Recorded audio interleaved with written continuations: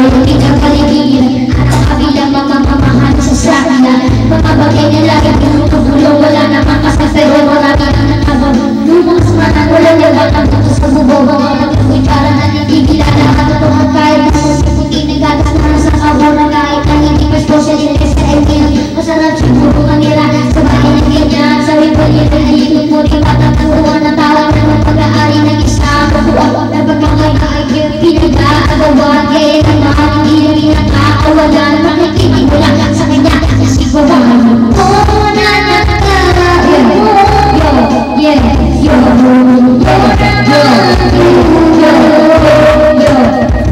at pagkamatanaw at pagkatanaw ninyo umuwi na kalagayan ko.